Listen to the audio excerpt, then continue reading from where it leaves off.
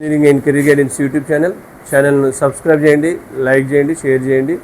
ఎవరైనా personal mentorship గ్రూప్లో join అవ్వాలనుకున్న వారు డిస్క్రిప్షన్లో ఇచ్చే నెంబర్ ద్వారా ఆసక్తి గల అభ్యర్థులు మాత్రమే జాయిన్ అవ్వచ్చు.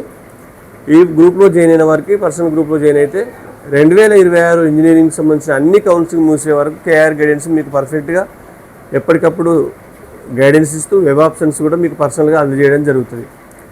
జనరల్ గ్రూప్లో జాయిన్ అవ్వాలనుకున్న వాళ్ళు డిస్క్రిప్షన్లో ఇచ్చిన అదే నెంబర్ ద్వారా మీరు జస్ట్ హాయ్ అని మెసేజ్ చేస్తే దానికి గ్రూప్ లింక్ అయితే షేర్ చేయగలను. ఈ అవకాశం యూటిలైజ్ చేసుకోవాలని కోరుతూ మరి ఈరోజు మన అప్డేట్ ఏంటంటే ఎంసెట్ ఇంజనీరింగ్ సంబంధించి తెలంగాణ రాష్ట్రంలో గత 3 రోజులుగా 9 నుంచి 11 వరకు 6 షిఫ్ట్లుగా పరీక్షలు అయితే ముగిశాయి.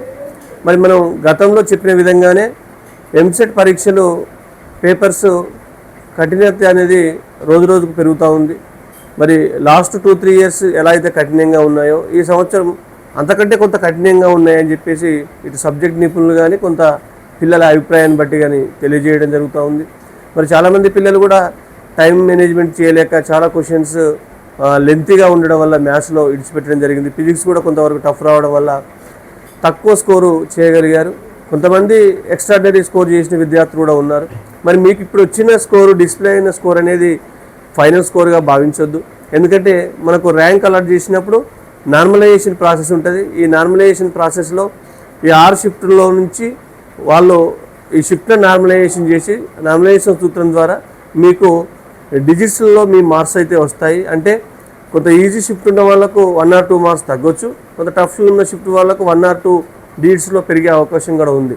ఇట్లా నార్మలైజేషన్ అయిన తర్వాత డిజిట్స్లో వచ్చిన మీ మార్క్స్ మాత్రమే ర్యాంక్ అలాట్ చేయడం జరుగుతుంది.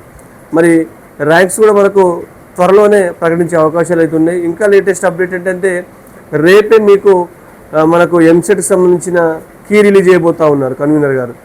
రేపు మార్నింగ్ 11 o'clockకి మీకు ఎంసెట్కి ప్లస్ మీరు రాసిన రెస్పాన్స్ షీట్స్ కూడా మీరు డౌన్లోడ్ చేసుకోవచ్చు.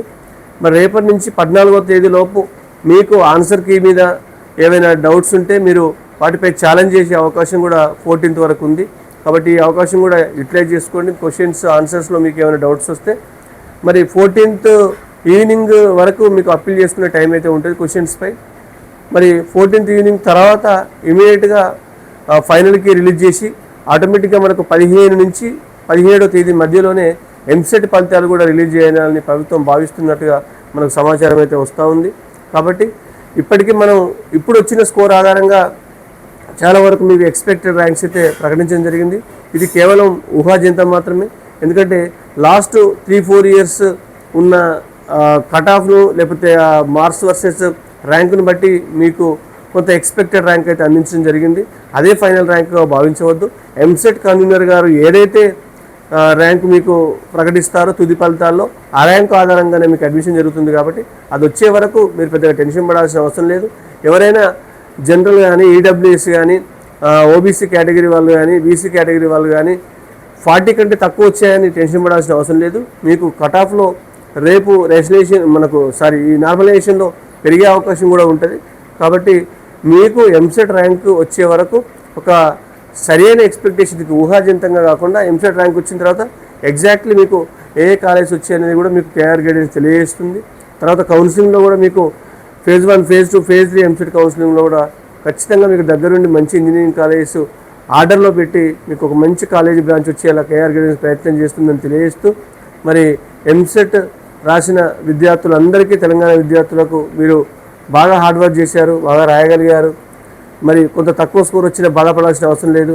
దానికి ఆల్టర్నేటివ్స్ కూడా మీకు కేఆర్ గైడెన్స్ చూపెడుతుంది. మరి తెలంగాణ అయిపోయాయి, రేపటి నుంచి ఏపీ ఎంసెట్ పరీక్షలు కూడా ప్రారంభం కాబోతున్నాయి. ఏపీ ఎంసెట్ రాయబోయే విద్యార్థులు కూడా ఆల్ ద బెస్ట్ తెలియజేస్తూ ముగిస్తున్నాను. Thank you.